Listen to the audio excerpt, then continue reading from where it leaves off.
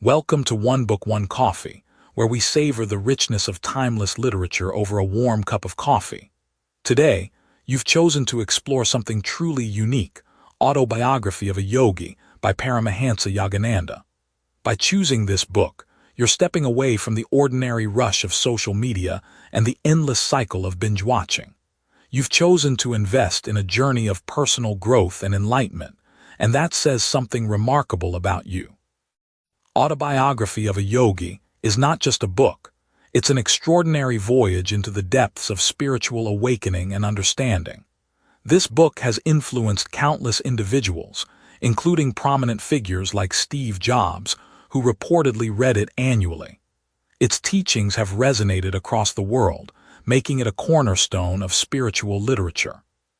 Paramahansa Yogananda, the author, was a spiritual visionary who dedicated his life to spreading the teachings of Kriya Yoga. Born in India, his journey was marked by deep spiritual experiences and challenges that shaped his life's work. His autobiography is a testament to his relentless pursuit of higher knowledge and truth. Now, a quick note before we dive in. This is a detailed chapter-by-chapter walkthrough, so it's going to be a longer session. Take your time with it. There's no rush. If you need to step away, save this video to your watch later or forward the link to yourself on WhatsApp so you can pick up right where you left off. So grab your coffee, settle in, and let's walk through this book together, chapter by chapter, idea by idea. Let's begin. Picture this. You're sitting across from someone who's about to share the most extraordinary story you've ever heard. And it all begins with something beautifully ordinary, a family. That's exactly where Paramahansa Yogananda takes us in the opening chapter of his remarkable autobiography. And honestly, there's something so refreshing about how he starts this spiritual epic, not with mystical visions or dramatic revelations, but with his parents. Now, think about this for a moment. How often do we really consider the profound influence our family has on our spiritual journey? Yogananda's story reminds us that sometimes the most sacred teachings come not from ancient scriptures or mountain retreats, but from the dinner table conversations and bedtime stories of our childhood. His father, Bhagavati Charan Ghosh, wasn't just a railway executive going through the motions of daily life. This man was what you might call a practical mystic, someone who could balance spreadsheets by day and commune with saints by night. The way Yogananda describes his father is absolutely fascinating. Here was a man who could discuss railway logistics with the same passion he brought to philosophical discussions about the nature of reality. Imagine having a dad who, after helping you with homework, would casually mention his latest conversation with a wandering sage or share insights about meditation techniques passed down through generations.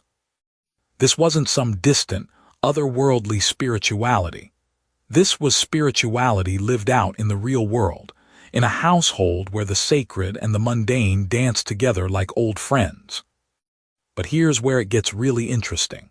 Yogananda's mother, Jayana Prabha Ghosh, represents something equally powerful but often overlooked in spiritual narratives, the feminine principle of wisdom and devotion. She wasn't just supportive of her husband's spiritual interests. She was a spiritual force in her own right. Think about the mothers you know who seem to have this intuitive wisdom, who can sense things before they happen, who create an atmosphere of peace just by being present. That was Yogananda's mother, and her influence on his spiritual development was absolutely foundational. What strikes me most about this family dynamic is how it challenges our modern assumptions about spiritual seeking. We often think we need to escape our ordinary lives to find enlightenment, don't we?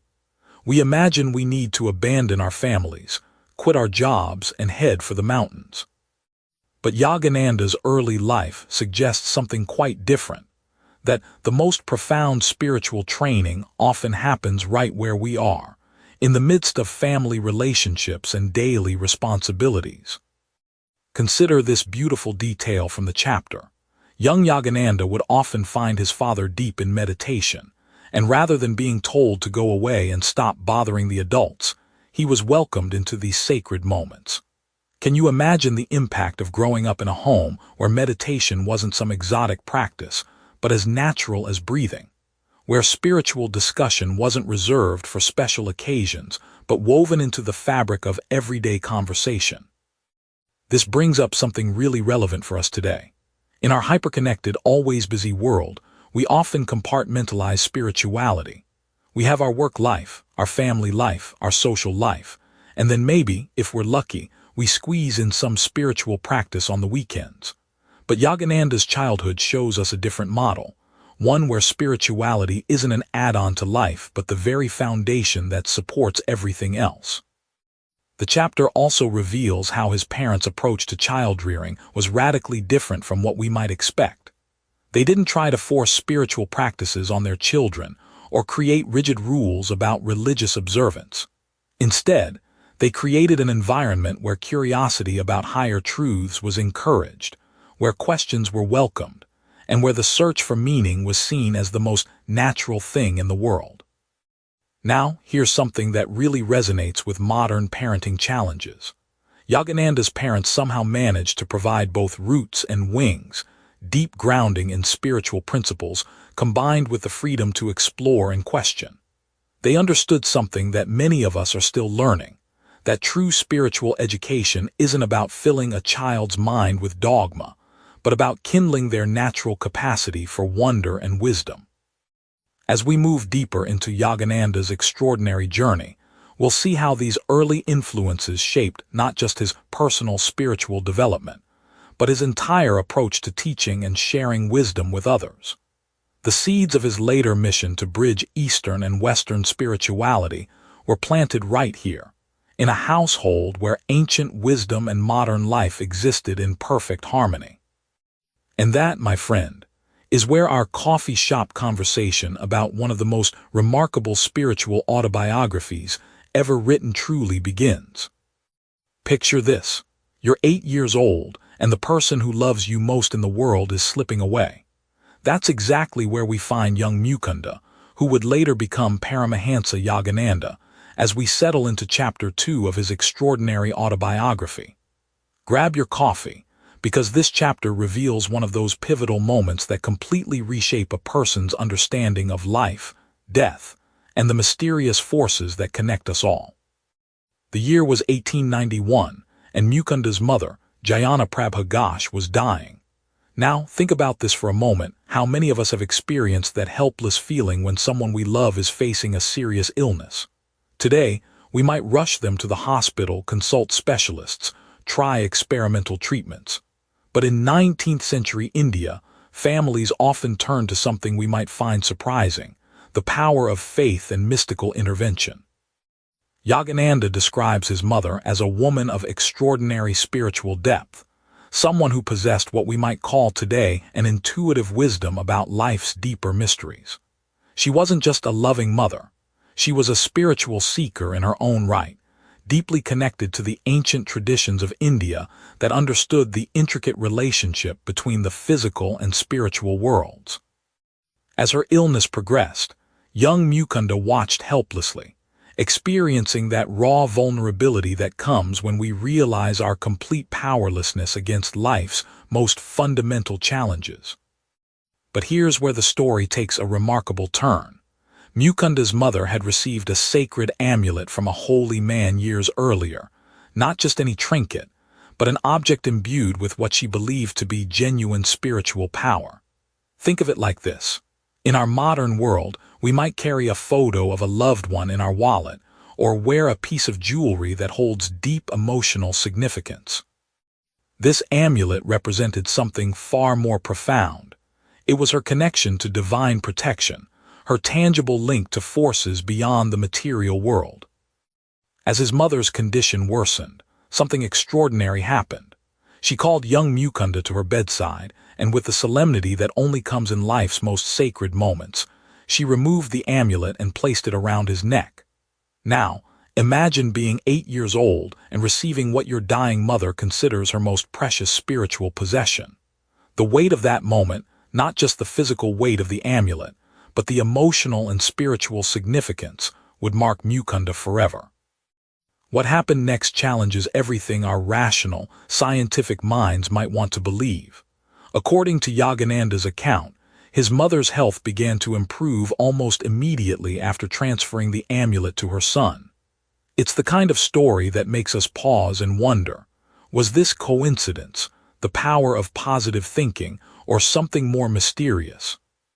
In our age of evidence-based medicine, we might be tempted to dismiss such accounts, but consider this. What if the very act of transferring her deepest spiritual protection to her beloved child gave his mother a profound sense of peace and completion that actually aided her recovery? The deeper lesson here isn't really about the amulet itself, but about the power of love, faith, and spiritual connection. Think about the most meaningful gifts you've ever received. Chances are, their value had nothing to do with their monetary worth and everything to do with the love and intention behind them. Mukunda's mother wasn't just giving him a piece of jewelry. She was transferring her spiritual legacy, her protection, her deepest connection to the divine. This experience planted seeds in young Mukunda's consciousness that would bloom throughout his entire spiritual journey. It taught him that there are forces in the universe beyond what we can see, touch, or measure with our instruments. In our contemporary world, where we're often told that only what can be scientifically proven is real, Yogananda's early experience reminds us that mystery and wonder still have their place in human experience. The chapter also reveals something profound about the relationship between mothers and children, particularly in spiritual matters. How many of us can point to moments when a parent or grandparent shared something deeply meaningful with us? Perhaps not a mystical amulet, but wisdom, values, or perspectives that shaped who we became. Yogananda's mother was essentially saying, "Here, take this piece of my spiritual understanding with you into the world." As we move forward in Yogananda's story, we'll see how this early encounter with the mystical and inexplicable prepared him for a lifetime of extraordinary spiritual experiences. But for now, we're left with a beautiful truth. Sometimes the most powerful inheritances aren't material possessions, but the faith, love, and spiritual insights that those who love us pass down through generations, creating invisible threads of connection that transcend even death itself. Picture this. You're sitting with a friend who just returned from the most extraordinary journey, and they're about to tell you something that will completely reshape how you think about reality itself. That's exactly what happens in Chapter 3 of Yogananda's remarkable autobiography, where we encounter one of the most mind-bending spiritual experiences ever recorded. Young Mukunda, as Yogananda was known then, finds himself face to face with a saint who possesses not one, but two physical bodies simultaneously. Now, before you dismiss this as ancient mysticism that has no place in our modern world, consider this. We live in an age where we video chat with people thousands of miles away, where we can be virtually present in multiple locations through technology. What if the spiritual masters of old were simply operating on frequencies of reality that we're only beginning to understand? The story unfolds when Mukunda encounters Swami Pranabananda, known as the saint with two bodies. This isn't some metaphorical description or poetic license. Yogananda describes meeting this extraordinary being who could literally manifest his physical form in two different places at the same time. Think about that for a moment. While we struggle to be fully present in one conversation, while our phones buzz with notifications, here was a master who had transcended the very limitations of physical existence. What makes this encounter so fascinating isn't just the miraculous nature of it, but what it reveals about the true potential of human consciousness. Swami Pranabananda had achieved what yogis call bilocation, the ability to materialize the physical body in multiple locations simultaneously. But here's the thing that should really grab your attention. This wasn't some party trick or supernatural show-off moment. This ability emerged from years of deep meditation, self-discipline, and an understanding of consciousness that goes far beyond what most of us ever imagined possible. Now, you might be wondering, how does this relate to your daily life? How does a story about a saint with two bodies help you navigate your morning commute or handle a difficult conversation with your boss? The answer lies not in the miraculous manifestation itself, but in what it represents about the unlimited nature of consciousness. When we truly understand that our awareness isn't confined to the boundaries of our physical body, everything changes. Consider how often you feel scattered, pulled in different directions, trying to be everything to everyone. The modern version of wanting two bodies, isn't it? We wish we could be at our child's school play and finish that important project at work. We want to support a friend going through a tough time while also taking care of our own needs. Swami Pranabananda's mastery points to a deeper truth. When we align with our highest consciousness, we can be fully present and effective in ways that transcend ordinary limitations. The saint's interaction with young Mukunda reveals another profound insight. Despite possessing such extraordinary abilities, Swami Pranabananda remained humble, approachable, and deeply compassionate. He didn't use his powers to impress or gain followers. Instead, he embodied the principle that true spiritual advancement always serves love and wisdom, never ego or personal gain. In our age of social media influence and personal branding, this lesson feels incredibly relevant. Real power, real influence, real impact comes from serving something greater than ourselves. What's particularly striking about this encounter is how it expanded Yogananda's understanding of what's possible for human beings. Before meeting this saint, even someone as spiritually inclined as Mukunda had limitations in his conception of human potential. But witnessing bilocation firsthand shattered those boundaries forever. It's like suddenly discovering that the laws of physics you thought were absolute are actually just the beginning of a much larger conversation about reality. This experience also illustrates something crucial about the spiritual path. It's not just about personal peace or individual enlightenment. When consciousness expands to this degree, it naturally serves others more effectively. Swami Pranabananda could literally be in two places at once to help and guide seekers. While we may not achieve bilocation, we can certainly cultivate the kind of presence and awareness that allows us to show up more fully wherever we are. The deeper message here speaks to our interconnectedness. If consciousness can transcend physical limitations, if one person can be present in multiple locations simultaneously, what does that tell us about the nature of separation itself? Perhaps the boundaries we perceive between self and other, between here and there, between possible and impossible, are far more fluid than we've been taught to believe.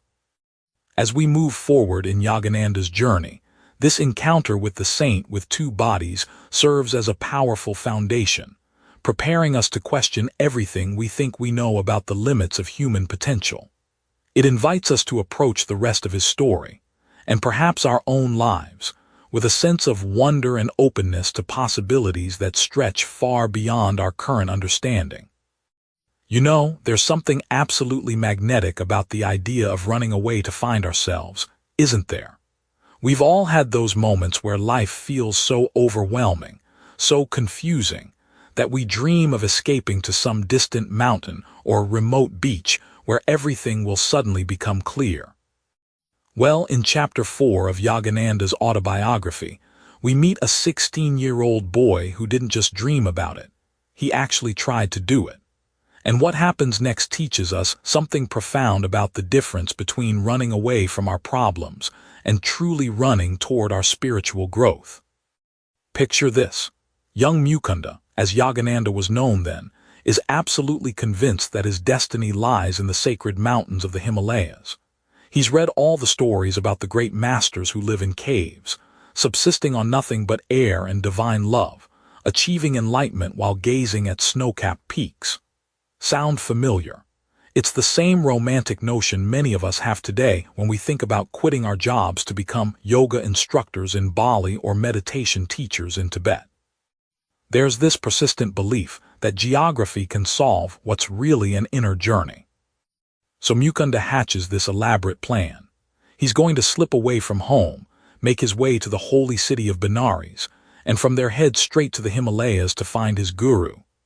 Now, think about this for a moment. How many times have you planned your own version of this escape? Maybe it wasn't the Himalayas, but perhaps it was that fantasy of moving to a small town where life would be simpler, or taking that sabbatical to find yourself in some exotic location. Yogananda captures something universal here about the human desire to believe that enlightenment is just a train ticket away. What makes this story so endearing is how thoroughly teenage it all is. Mukunda packs his few belongings, scrapes together some money, and sets off with the kind of confidence that only a 16-year-old can muster. He's absolutely certain he knows what's best for his spiritual development, completely ignoring the guidance of his family and the structured education they've provided. It's like watching a spiritual version of every coming-of-age movie you've ever seen, except instead of running away to join the circus, he's running away to join the ranks of enlightened masters.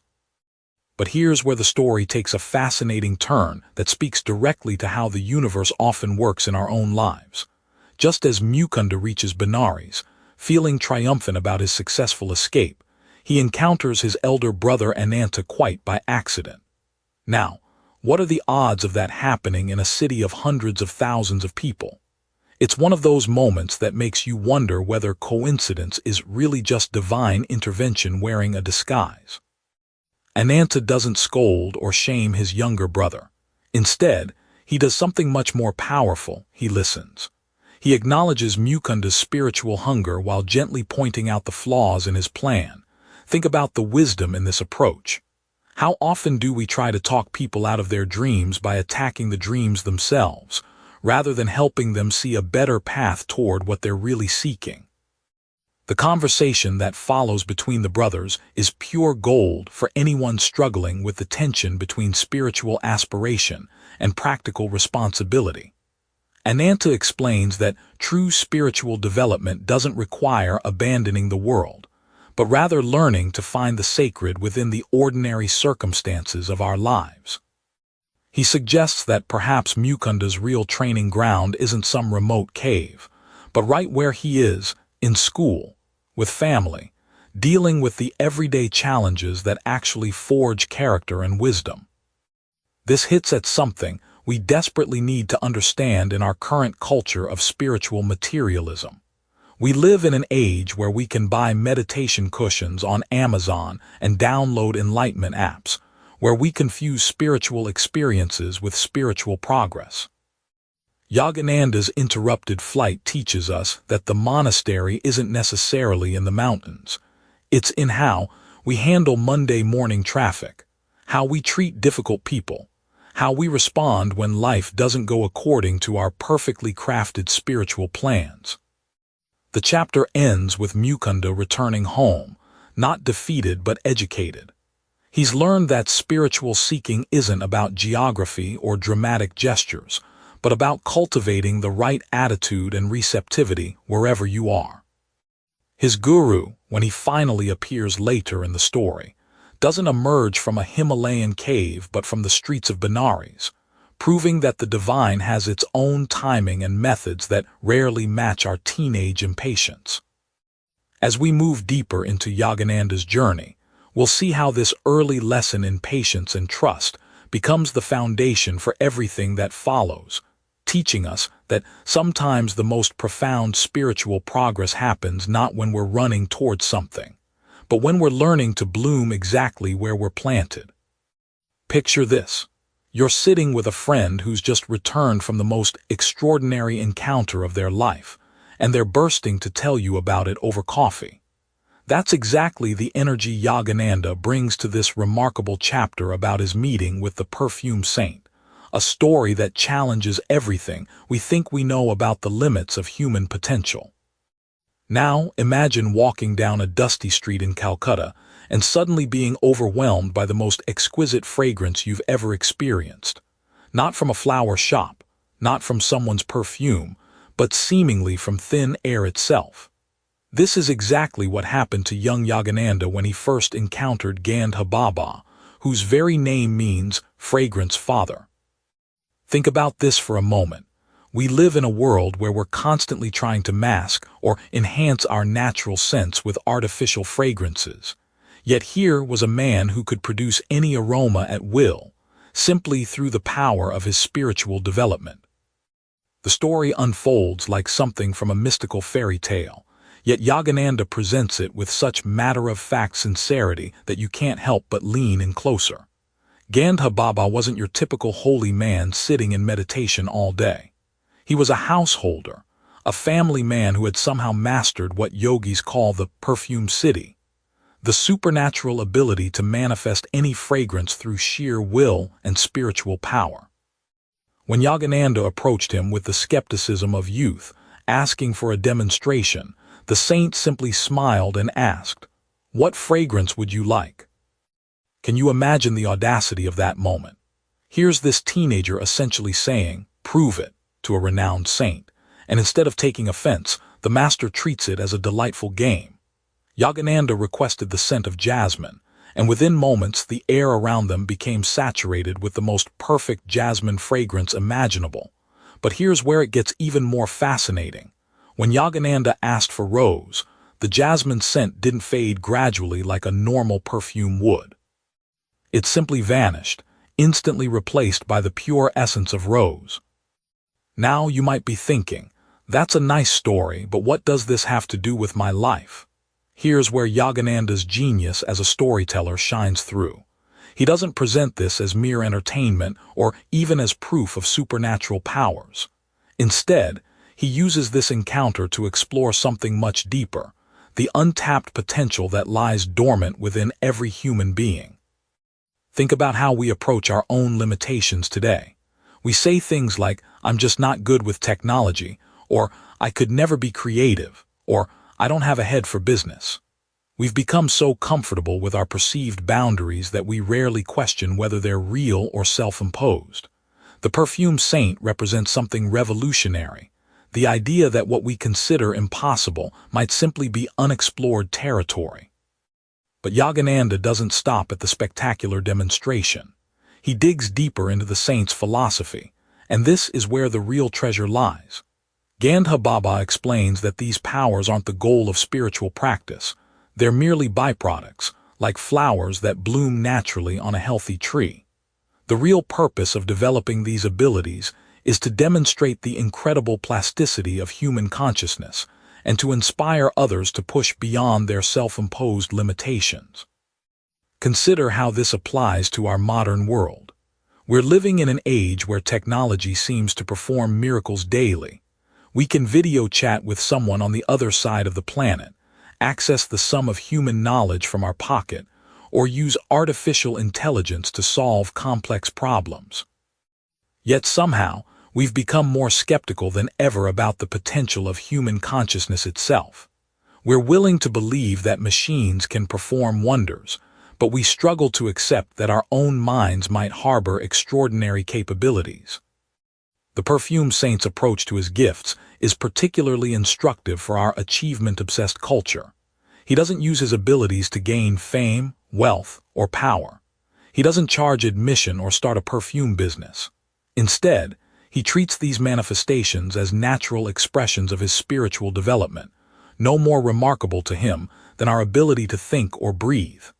This perspective offers a profound lesson about how we might approach our own talents and achievements.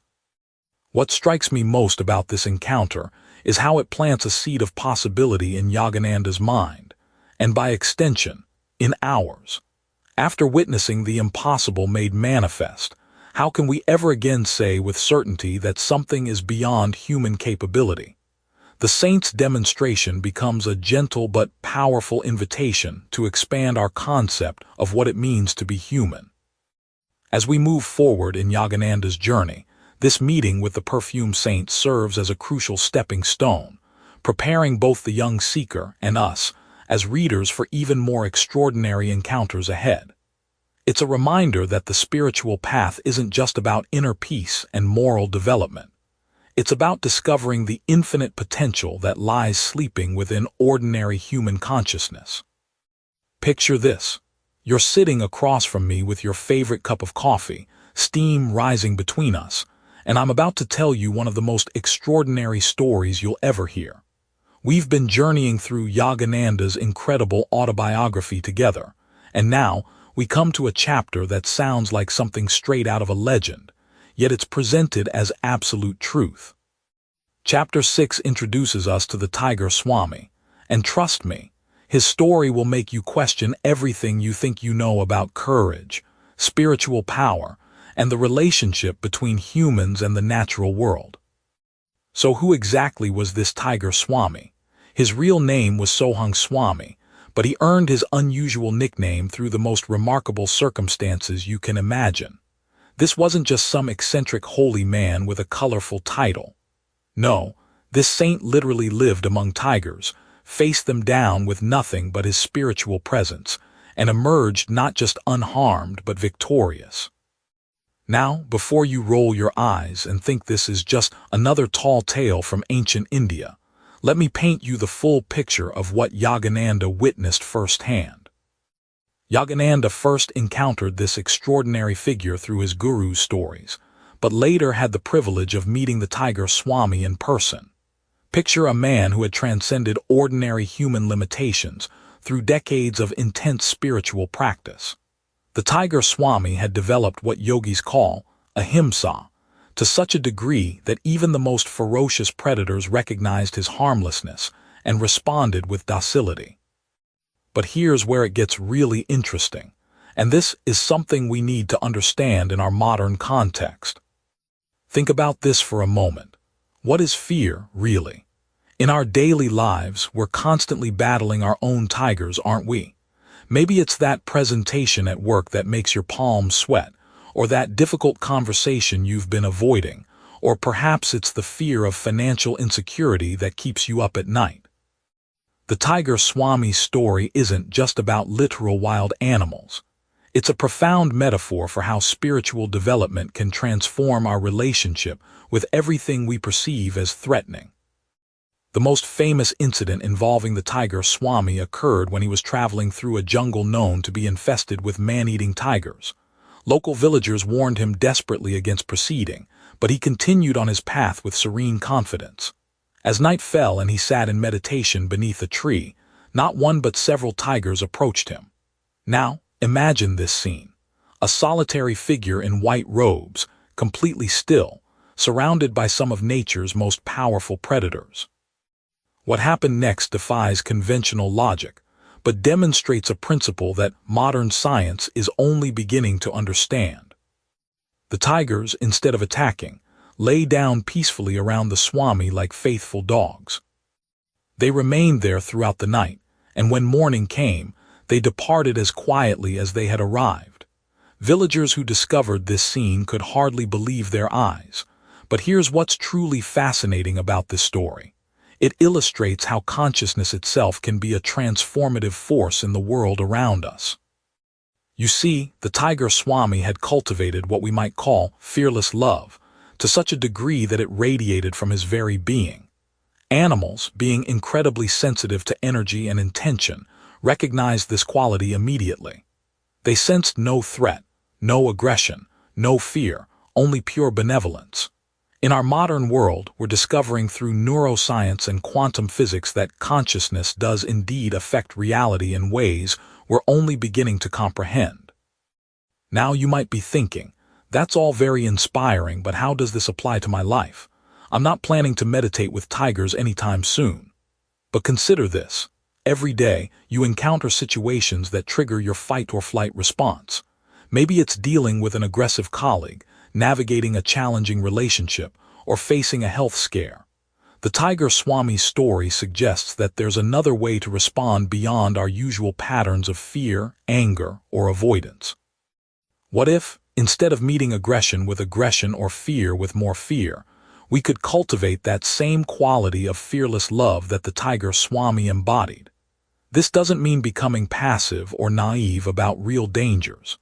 Rather, it means developing an inner strength so profound that it naturally diffuses hostile situations and transforms the energy around us.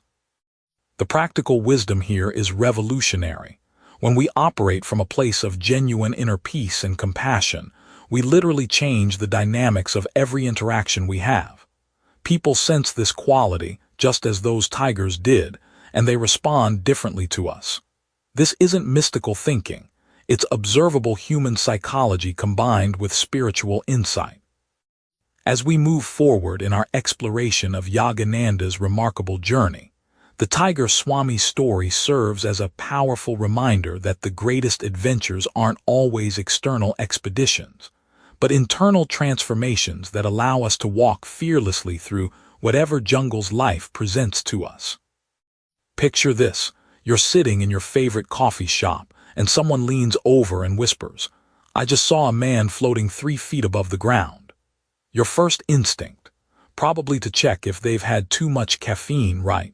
But what if that someone was Yogananda, a man whose spiritual journey had already taken him through encounters that would make most of us question everything we thought we knew about reality? In Chapter 7 of his remarkable autobiography, Yogananda introduces us to one of the most extraordinary figures he ever encountered, Bajri Mahasaya, known simply as the Levitating Saint. Now, before you roll your eyes and think this is just another tall tale from ancient India, let me ask you something. In our age of quantum physics, where scientists tell us that particles can exist in multiple places simultaneously, and that consciousness might actually affect reality at the subatomic level, is the idea of a human being defying gravity really so far-fetched? Yogananda first heard about this mysterious saint through whispered conversations and half-believed stories that circulated through the spiritual communities of Bengal. The saint lived in a small, nondescript house in Calcutta, and unlike the flashy spiritual teachers we might see today with their social media followings and expensive retreats, Bajri Mahasaya was almost invisible to the world. He didn't advertise his abilities, didn't charge money for darshan, and certainly didn't have a marketing team promoting his miraculous powers. Think about this for a moment.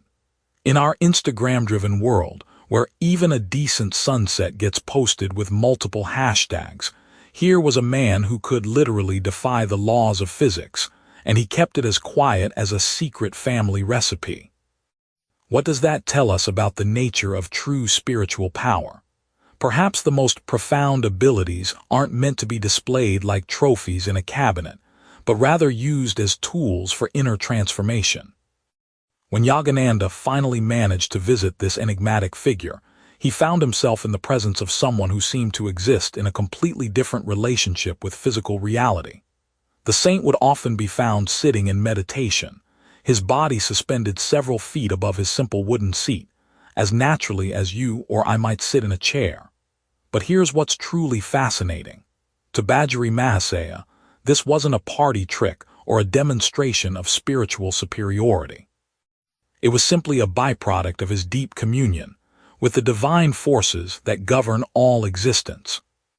Imagine for a moment that gravity isn't just a physical law, but a kind of agreement we've made with the material world. Most of us are so identified with our physical bodies, so convinced of our limitations, that we unconsciously reinforce these boundaries every single day. We wake up expecting to be pulled down by gravity, expecting our bodies to age, expecting our minds to be confined by the skull that houses them. But what if consciousness itself has no such limitations? The Levitating Saint had somehow dissolved the mental barriers that keep most of us anchored to conventional reality.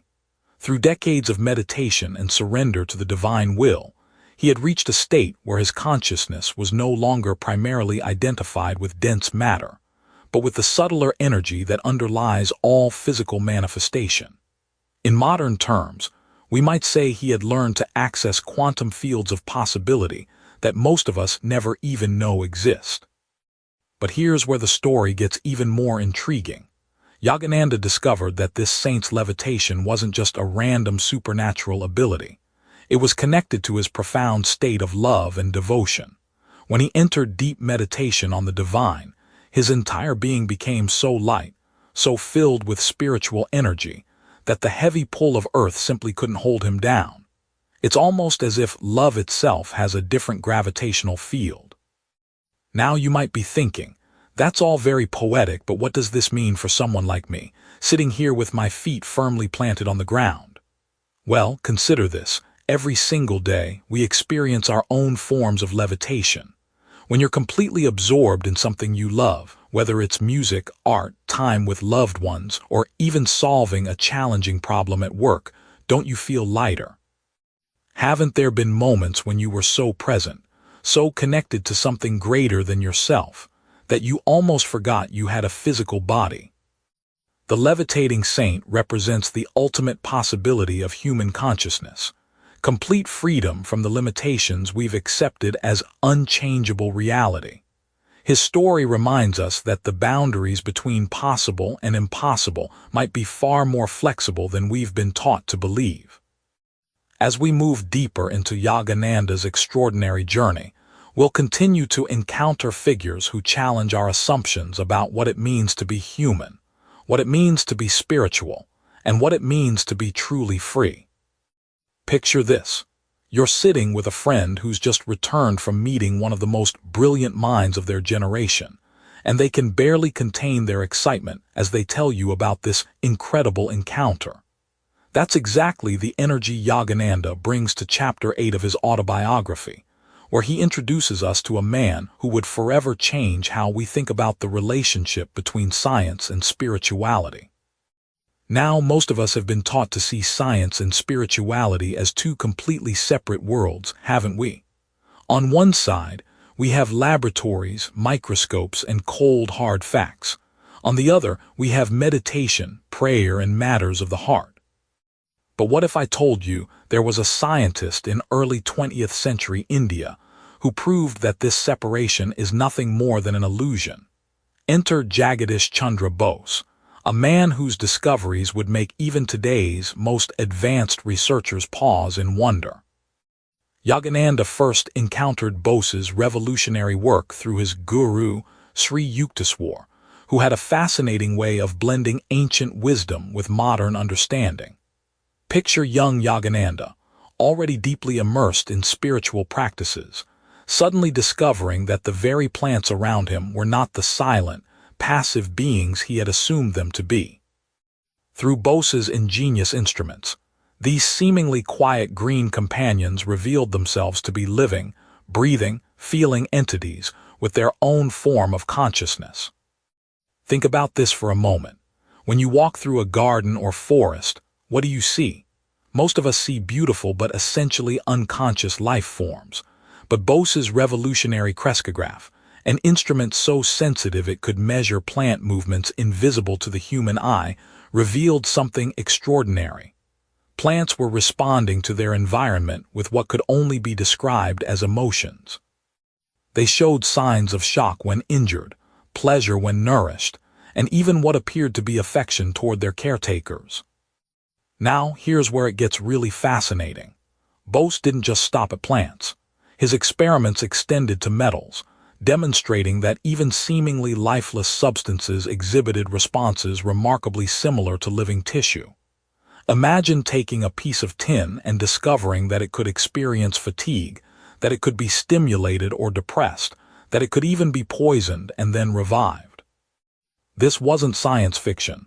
This was scientific fact, demonstrated with instruments whose precision would impress researchers even today. What strikes me most about Yogananda's account is how Bose approached his work not as a cold, detached observer, but as someone who genuinely loved what he was studying. There's this beautiful moment where Yogananda describes watching Bose interact with his plants like a devoted parent.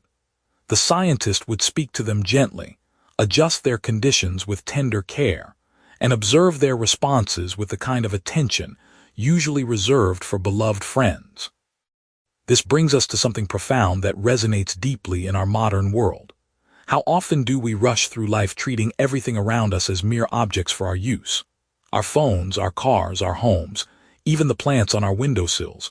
We interact with them mechanically, never considering that there might be some form of consciousness or energy exchange happening. Bose's work suggests that the universe is far more alive and interconnected than our busy minds typically acknowledge. The practical wisdom here extends far beyond botanical research. Consider how this understanding might change your daily interactions.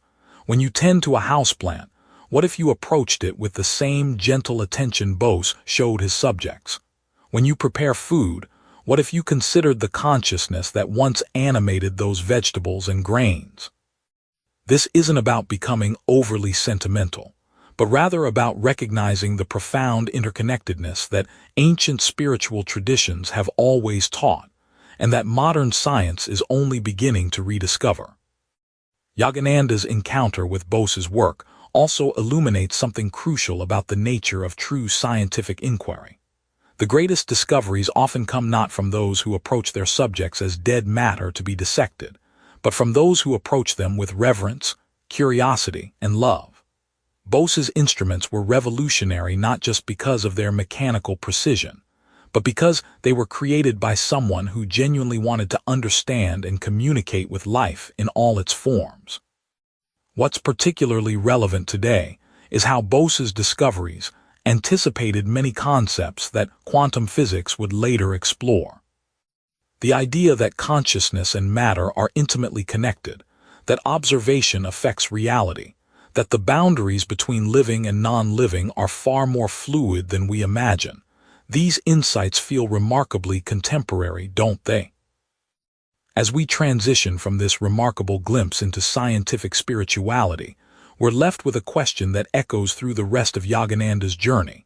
If a simple plant can respond with such sensitivity to love and attention, what possibilities might open up when we approach all of life, including our own spiritual development, with that same quality of reverent, scientific curiosity? The answer, as we'll discover, lies at the very heart of the yogic path. Picture this. You're sitting in a bustling coffee shop, scrolling through your phone, when suddenly you overhear someone at the next table describing what sounds like the most incredible love story you've ever heard. But here's the twist. This isn't about romantic love between two people. This is about something far more profound, something that makes every Hollywood romance pale in comparison. Welcome back to our journey through Yogananda's extraordinary autobiography, where today we're diving into one of the most beautiful chapters about divine love and spiritual ecstasy.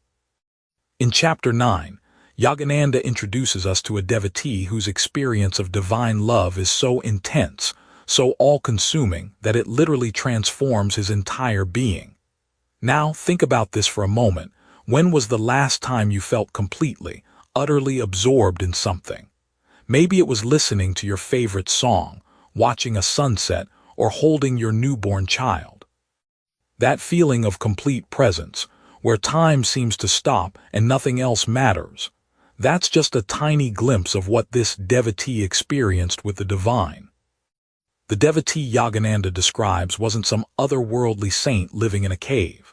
He was an ordinary man who discovered something extraordinary within himself. His love for God wasn't the quiet, Sunday morning kind of devotion we often see. This was passionate, overwhelming, ecstatic love that would make him weep with joy, dance with abandon, and sometimes even lose consciousness from the sheer intensity of divine communion. Imagine loving something so deeply that just thinking about it could bring you to tears of happiness. That's the kind of relationship this man had with the infinite. What's fascinating is how Yogananda describes the physical manifestations of this spiritual love. The devotee would sometimes be found in states of samadhi, deep spiritual absorption, where his body would become rigid, his breathing would slow to almost nothing, and his consciousness would merge completely with the divine. To onlookers, it might have seemed like he was having some kind of medical episode, but in reality, he was experiencing what mystics throughout history have called the ultimate union with God. Now you might be thinking, that sounds beautiful, but how does this relate to my life? I'm dealing with deadlines, bills, and traffic jams, not cosmic romance. But here's where Yogananda's teaching becomes incredibly practical. The devotee's experience shows us that this kind of profound love and connection is available to everyone. It's not reserved for special people in special places. It's about cultivating such deep devotion and surrender that you begin to experience the sacred in the ordinary. Think about how we approach love in our modern world. We swipe through dating apps looking for connection. We chase after experiences that will make us feel alive. We pursue careers and achievements hoping they'll fulfill us. But what if the greatest love affair of your life is waiting right inside your own heart? What if the cosmic romance this devotee experienced is actually the template for how we're meant to live, not just in meditation or prayer, but in every moment of our daily lives? The devotee's story also reveals something profound about the nature of spiritual practice. His love wasn't something he worked up or manufactured through technique. It arose naturally from deep surrender and genuine longing for truth. In our achievement-oriented culture, we often approach spirituality like another project to master. We want to meditate our way to enlightenment, practice our way to peace. But this devotee shows us that sometimes the most powerful spiritual experiences come not from doing, but from loving so completely that the ego dissolves in devotion. Yogananda also describes how this cosmic romance affected the devotee's relationship with the world. He didn't become detached or aloof. Instead, his love for God overflowed into love for everyone and everything around him. He saw the divine in every face, felt connected to every living being. This is perhaps the most practical teaching of all, that genuine spiritual experience doesn't separate us from life, but connects us more deeply to it. Consider how different our world might be if more people experienced this kind of all-encompassing love. Instead of seeking happiness in external things, we'd find it bubbling up from within. Instead of feeling isolated and disconnected, we'd recognize our fundamental unity with all life. Instead of being driven by fear and scarcity, we'd operate from a place of love and abundance.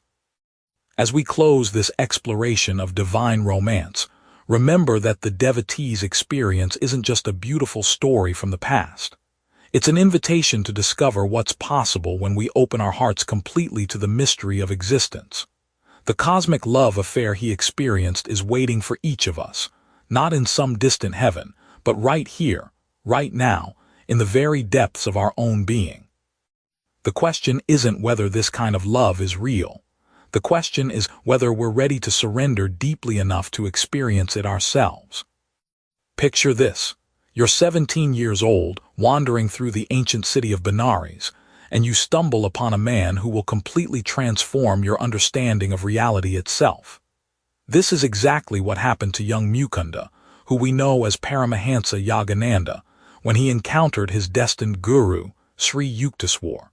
And let me tell you, this wasn't your typical teacher-student meeting over coffee and textbooks.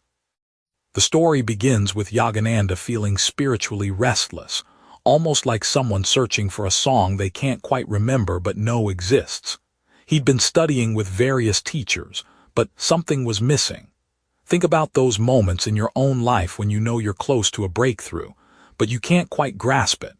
That's exactly where Yogananda found himself when destiny intervened in the most unexpected way. Walking through the narrow lanes of Benares, he noticed a Westerner engaged in animated conversation with an Indian gentleman. Now, this was unusual enough in early 20th century India, but what caught Yogananda's attention wasn't the novelty of the scene. It was something indefinable, a magnetic quality emanating from the Indian man that seemed to pull at his very soul. Have you ever met someone and instantly felt like you'd known them forever? That inexplicable recognition that goes beyond logic or reason. That's precisely what Yogananda experienced. The Indian gentleman was Sri Yukteswar, and their first conversation was nothing short of extraordinary. Here's what makes this encounter so fascinating. Sri Yukteswar didn't just teach spiritual concepts, he demonstrated them. When Yogananda expressed his burning desire for God realization, his future guru didn't offer platitudes or lengthy philosophical dissertations. Instead, he did something remarkable. He touched Yogananda's chest, and in that instant, the young seeker experienced a profound spiritual awakening, a direct taste of the cosmic consciousness he'd been yearning for. Now think about this for a moment. In our modern world, we're so accustomed to learning through information, through accumulating knowledge and facts. We read books, watch videos, attend seminars. But here was a teacher who could transmit actual experience, who could awaken dormant spiritual faculties through direct contact. It's like the difference between reading about swimming and suddenly finding yourself effortlessly gliding through water. What struck Yogananda most about Sri Yukteswar wasn't just his spiritual attainment, but his remarkable practicality. This wasn't a guru lost in ethereal contemplation, disconnected from worldly affairs. Sri Yukteswar was a man who could discuss astronomy with scientists, engage in business matters with merchants, and simultaneously maintain perfect inner equilibrium. He embodied what we might call integrated spirituality, the kind that enhances rather than escapes from life. Sri Yukteswar's teaching method was revolutionary for its directness. He didn't coddle his students or offer false comfort. If you came to him with spiritual ego or pretensions, he'd cut through them with surgical precision. Yogananda describes how his master would sometimes appear stern, even harsh, but always with the underlying intention of freeing his students from illusion. It's like a skilled surgeon who must sometimes cause temporary discomfort to remove a deeper disease. One of the most profound aspects of their relationship was Sri Yukteswar's ability to see beyond the surface personality to the soul within. He recognized Yogananda's destiny as a world teacher long before Yogananda himself understood it. This kind of recognition is rare and precious. Think about the teachers or mentors in your own life who saw potential in you that you couldn't see in yourself. That's the gift of true spiritual guidance. What made Sri Yukteswar particularly unique was his synthesis of Eastern and Western thought. He understood that the future of spirituality lay not in rigid adherence to tradition, but in presenting eternal truths in ways that could speak to modern minds. He encouraged Yogananda to study not just ancient scriptures, but also contemporary science, seeing no contradiction between spiritual truth and scientific discovery. The master-disciple relationship that developed between them wasn't based on blind faith or unquestioning obedience. Sri Yukteswar encouraged Yogananda to question, to test, to verify spiritual truths through direct experience. This approach resonates powerfully with our contemporary emphasis on critical thinking and personal verification. He was essentially saying, "Don't believe anything just because I tell you, experience it for yourself." As we move forward in exploring Yogananda's journey, we'll see how this foundational relationship with Sri Yukteswar shaped everything that followed. The encounter in Benares wasn't just a meeting between teacher and student. It was the beginning of a spiritual partnership that would eventually bring ancient yogic wisdom to the Western world. Sometimes the most important moments in our lives arrive disguised as chance encounters on ordinary afternoons, carrying within them the seeds of extraordinary transformation. Picture this scene with me for a moment. Two teenage boys, not a single coin between them, standing at the gates of one of India's most sacred cities with nothing but an unshakable faith that somehow, someway, the universe will provide for them. It sounds like the setup for either a disaster or a miracle, doesn't it? Well, in Chapter 11 of Yogananda's extraordinary journey, we're about to discover which one it turns out to be. You know, there's something almost reckless about youth, isn't there? That beautiful, terrifying willingness to leap without looking, to trust in something bigger than yourself when everyone around you is calling you crazy. Young Mukunda, our future Paramahansa Yogananda, was about to embark on what most people would consider an absolutely insane adventure. He and his friend Amar decided to make a pilgrimage to Brindaban, the sacred city where Lord Krishna spent his youth, with absolutely no money and no plan beyond their complete faith that divine providence would take care of them. Now, think about this for a second. When was the last time you stepped out of your house without your wallet, your credit cards, or even your phone? We live in a world where we can barely imagine going to the grocery store without multiple backup payment methods. And here are these two boys planning to travel hundreds of miles and survive for days with nothing but trust in the divine. It's either the height of foolishness or the pinnacle of faith. And sometimes, as we'll see, those two things aren't as different as we might think. The journey begins exactly as you'd expect a penniless adventure to begin, with hunger. Real, gnawing, stomach-cramping hunger that makes you question every life choice that brought you to this moment. But here's where the story takes its first magical turn. Just when things seem most desperate, they encounter a stranger who, moved by some invisible force, offers them food. Not once, not twice, but repeatedly throughout their journey. It's as if the universe has appointed invisible guardian to watch over these two faithful wanderers. But let me tell you, the real test wasn't just about food or shelter. The deeper challenge was maintaining that unwavering trust when everything in their logical minds was screaming that they were being ridiculous. Have you ever been in a situation where you had to choose between what made practical sense and what your heart was telling you to do? That internal battle between the voice of reason and the whisper of faith. That's exactly what these boys faced every single day of their journey. What strikes me most about this adventure is how it mirrors something we all experience in our modern lives, just in different packaging. How often do we find ourselves at crossroads where we have to choose between playing it safe and taking a leap of faith? Maybe it's leaving a secure job to start your own business, moving to a new city where you don't know anyone, or simply trusting that if you follow your authentic path, somehow the pieces will fall into place. The currency might be different now. We worry about bank accounts instead of daily bread, but the fundamental act of faith remains the same. The boys' experiences in Brindaban itself become a masterclass in how the universe responds to genuine surrender. They don't just survive, they thrive in ways that logic cannot explain. Strangers become benefactors, closed doors mysteriously open, and what should have been a tale of two hungry teenagers becomes a demonstration of divine mathematics where 0 plus faith somehow equals abundance. Think about the people who appeared in their lives during this journey.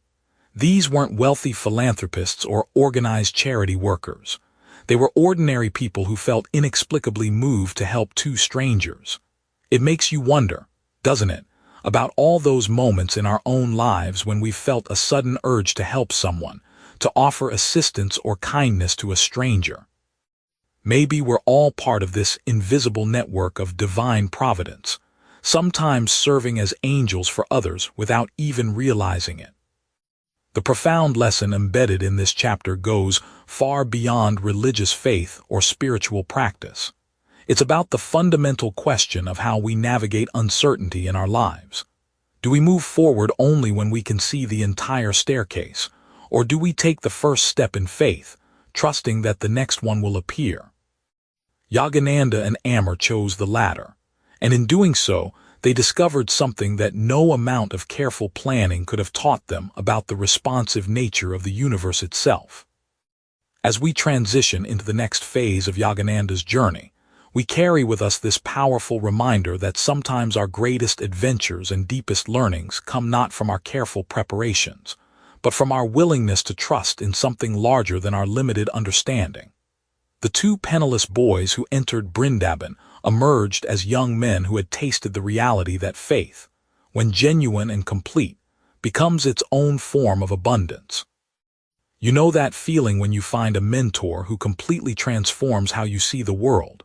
Someone who doesn't just teach you facts, but fundamentally rewrites your understanding of reality itself.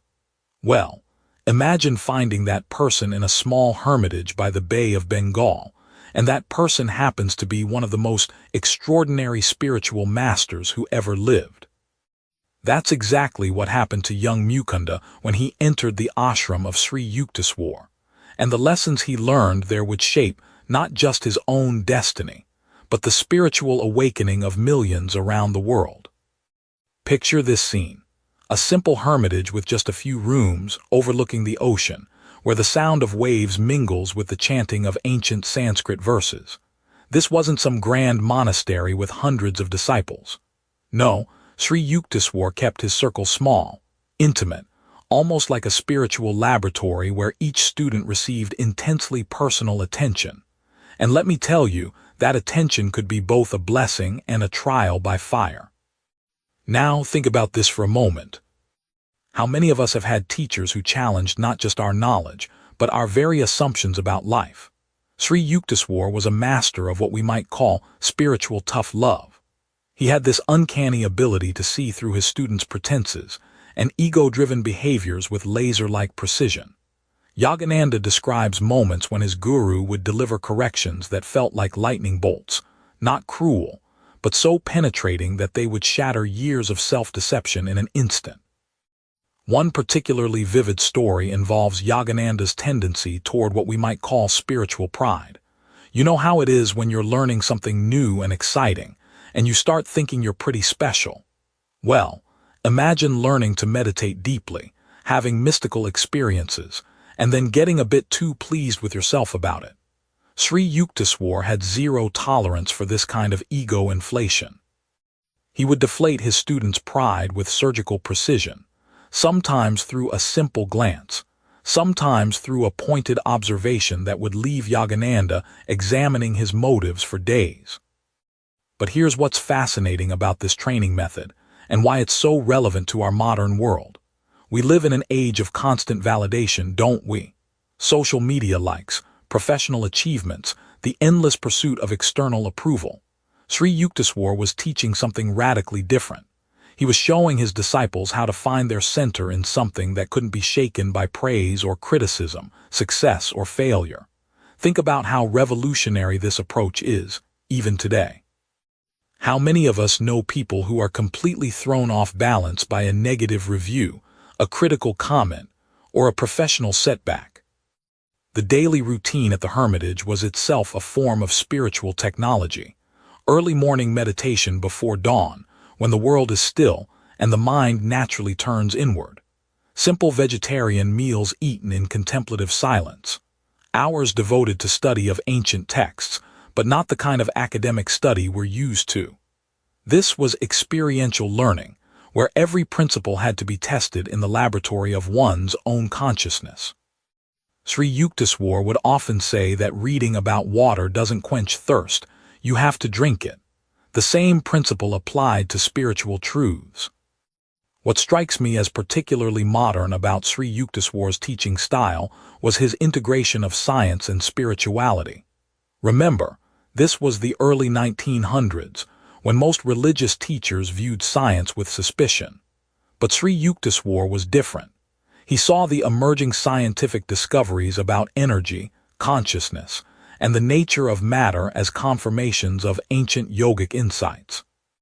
He would explain complex philosophical concepts using analogies from physics and astronomy, making the mystical practical and the abstract concrete. One of the most powerful lessons Yogananda learned during these years was about the nature of divine love versus human attachment. Now, think about this distinction for a moment. How often do we confuse possessive love with genuine care? Sri Yukteswar taught that true love actually liberates the beloved, while attachment seeks to control and possess. This wasn't just philosophical theory. Yogananda watched his guru demonstrate this principle daily, loving his disciples deeply, while remaining completely unattached to their choices or responses. The Hermitage years also revealed Sri Yukteswar's remarkable ability to see the future patterns of his students' lives. He would make predictions about Yogananda's eventual journey to America that seemed impossible at the time, yet proved remarkably accurate. This wasn't fortune-telling, but rather the natural result of a consciousness that had transcended the limitations of linear time and could perceive the deeper karmic patterns shaping individual destinies. Perhaps most importantly, these years taught Yogananda that true spiritual progress isn't measured by dramatic experiences or supernatural phenomena, but by the gradual transformation of one's character and consciousness. It's about becoming more patient, more compassionate, more established in inner peace regardless of external circumstances. And isn't that exactly what we need to hear today, in our achievement-obsessed, instant gratification culture? As we move forward in our journey through Yogananda's life, we'll see how these foundational years with Sri Yukteswar provided the unshakable spiritual foundation that would later enable him to bridge Eastern wisdom and Western understanding, bringing these timeless teachings to seekers around the world. Picture this. You've just pulled an all-nighter, maybe cramming for an exam or binge-watching your favorite series, and by morning you feel like you've been hit by a truck. Your eyes are heavy, your mind is foggy, and you can barely string together a coherent sentence. Now imagine meeting someone who hasn't slept in decades and yet radiates more energy and clarity than you do after your best 8 hours of rest. Sounds impossible, right? Well, grab your coffee a little tighter, because Yogananda is about to introduce us to one of the most extraordinary saints he ever encountered. In this remarkable chapter, we meet Ram Gopal Muzumdar, a man who had transcended one of our most basic human needs, sleep. When Yogananda first heard about this sleepless saint, he was naturally skeptical. After all, we live in a world where sleep deprivation is considered a form of torture, where entire industries exist around getting better rest, and where missing even a few hours can throw our entire day off balance. The idea that someone could function without sleep seemed to defy everything we know about human biology. But here's where the story gets fascinating. When Yogananda actually met Ram Gopal, he wasn't encountering some gaunt, hollow-eyed insomniac surviving on willpower and caffeine. Instead, he found a man who was more vibrant, more present, and more spiritually alive than anyone he'd ever met. Think about this for a moment. What if the very thing we believe we need most for restoration and rejuvenation might actually be something we could transcend through spiritual development? Ram Gopal's transformation hadn't happened overnight.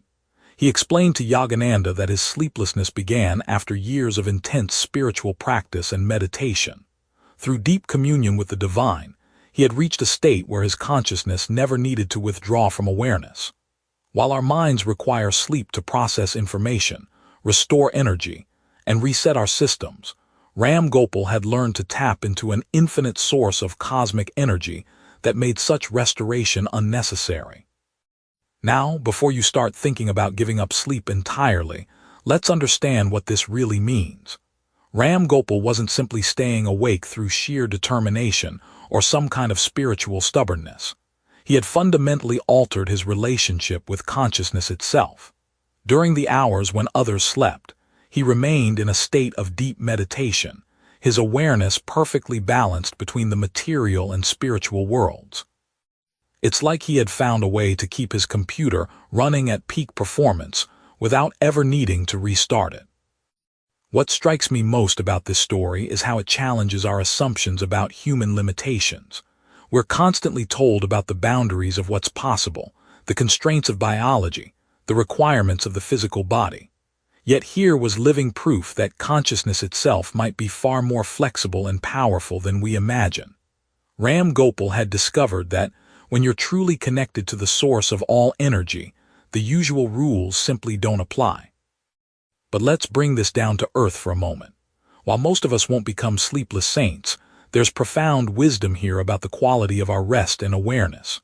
How often do we go through our days half asleep, even when we think we're awake? How many times do we sleep for 8 hours but wake up feeling unrested because our minds never truly settled? Ram Gopal's example suggests that true rest comes not from unconsciousness, but from a deep, conscious connection to peace itself. Consider how this applies to our modern world of constant stimulation and endless distractions. We're always reaching for the next thing to keep us engaged, the next notification to capture our attention. But what if, like Ram Gopal, we could find a state of awareness so fulfilling, so naturally energizing, that we wouldn't need these external stimulations? What if we could discover an inner source of vitality that never runs dry? The Sleepless Saint also teaches us about the relationship between spiritual practice and physical transformation. Ram Gopal didn't set out to stop sleeping.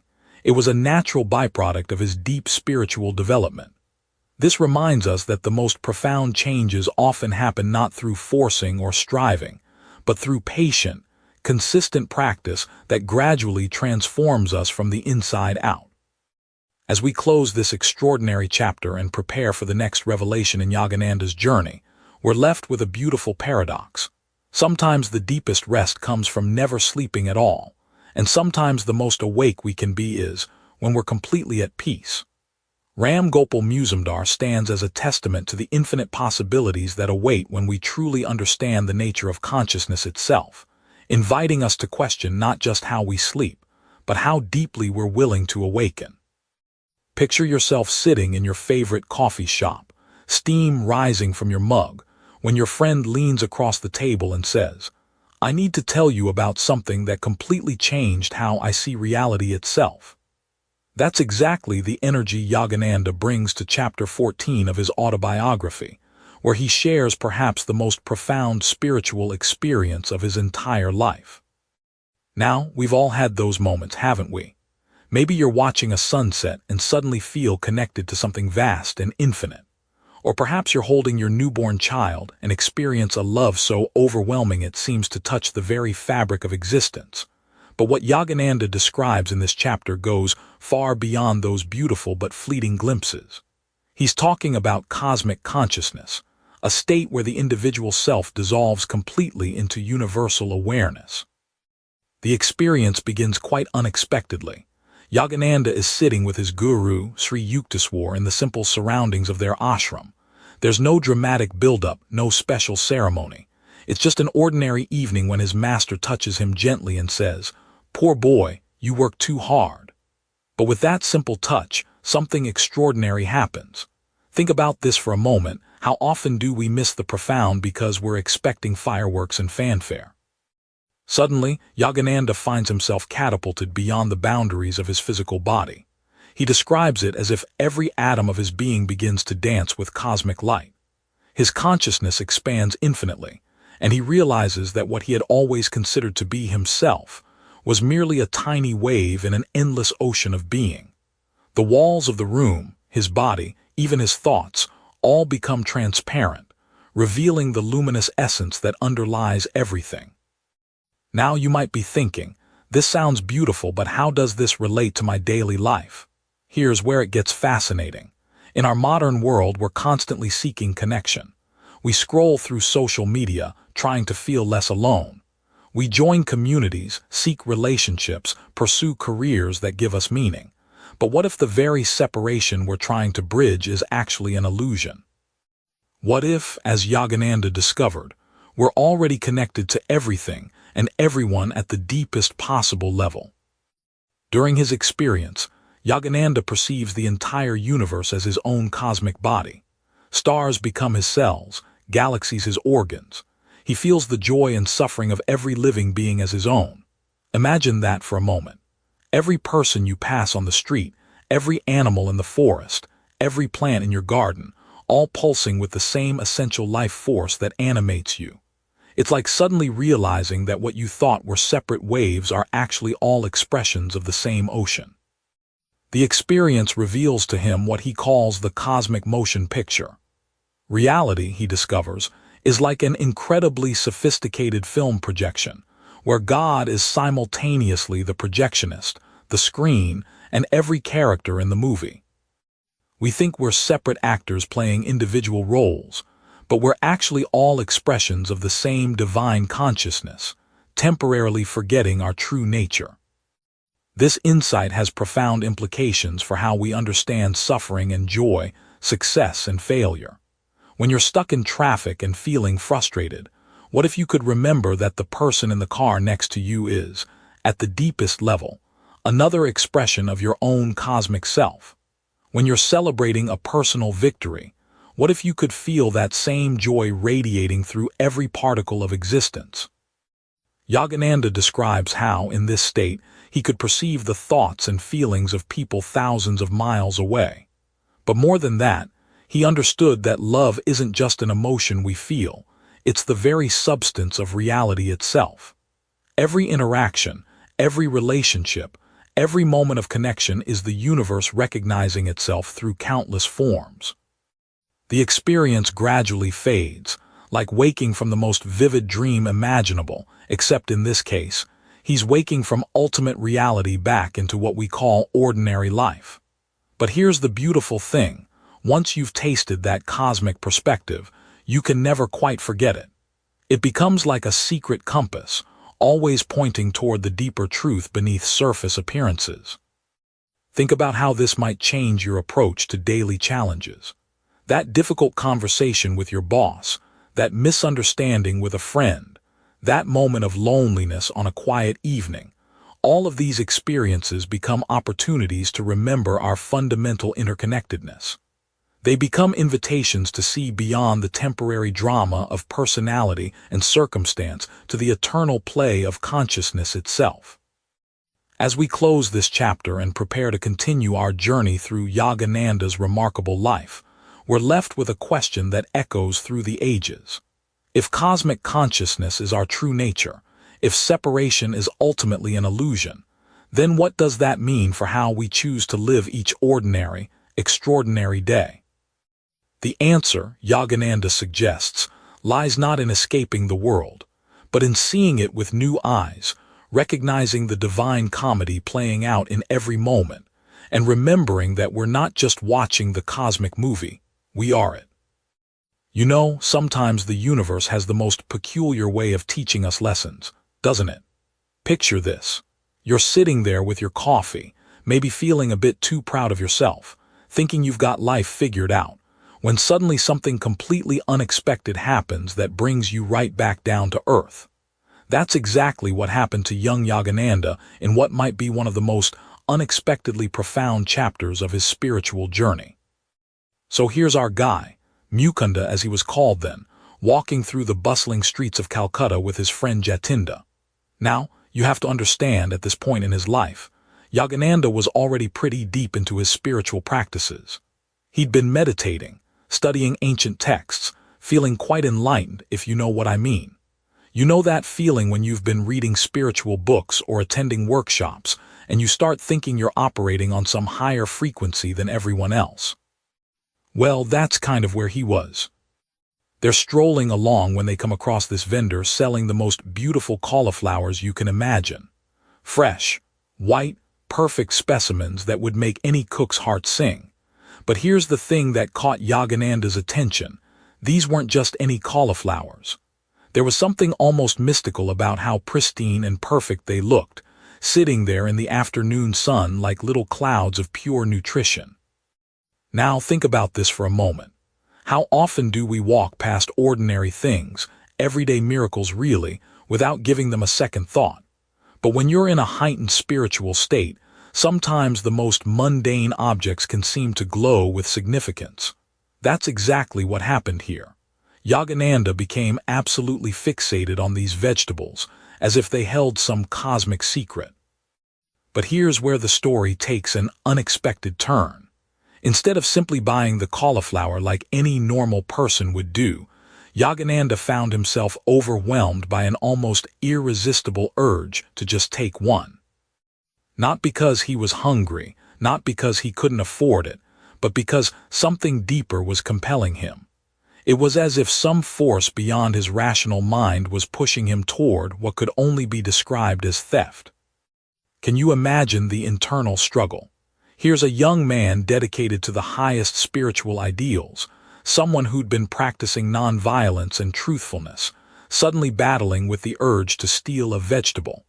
It's almost comical when you think about it, isn't it? But that's exactly what makes this story so profoundly human and relatable.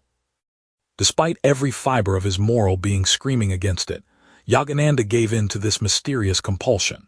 He grabbed a cauliflower and ran, with poor Jatinda trailing behind, probably wondering if his friend had completely lost his mind.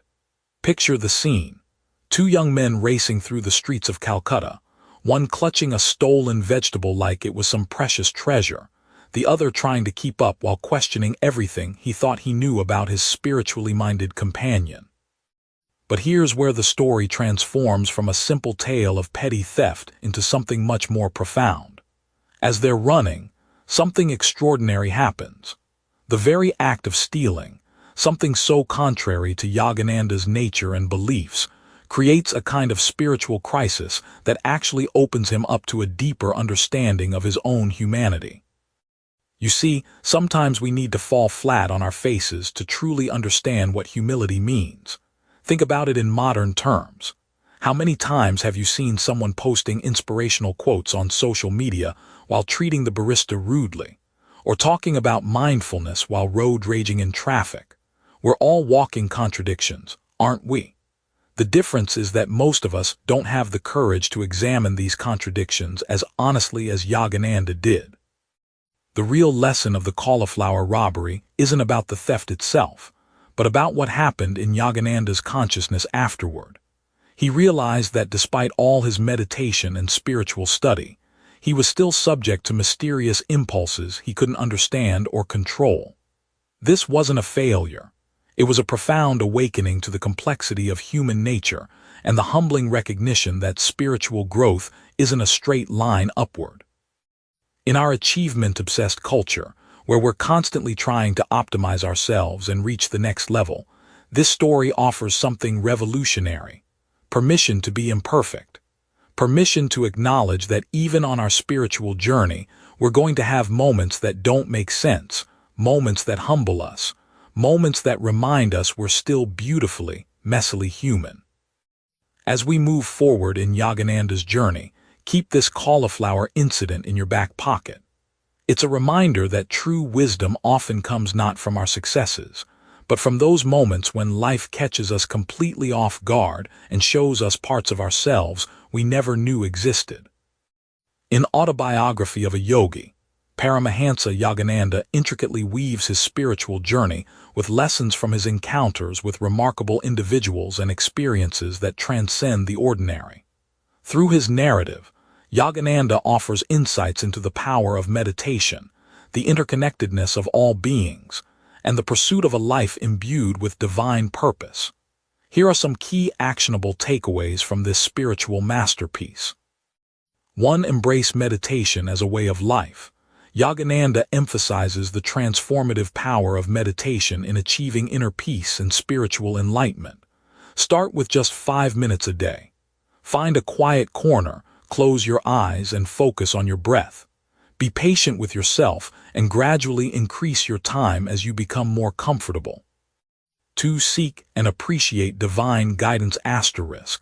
The autobiography is replete with instances of divine interventions and guidance. Cultivate a mindset that is open to signs and synchronicities. Start incredibly small by noting moments of unexpected help or inspiration in your daily life. 3. Connect with like-minded souls. Yogananda's journey was enriched by his encounters with spiritually inclined individuals. Join a local meditation or spiritual group where you can share experiences and support each other's journeys. It's a reminder that the path is easier when walked together. 4. Live with purpose and joy.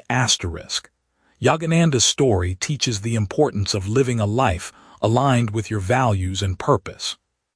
Reflect on what truly matters to you and start incorporating small, purpose-driven actions into your day. 5. Be open to unseen possibilities.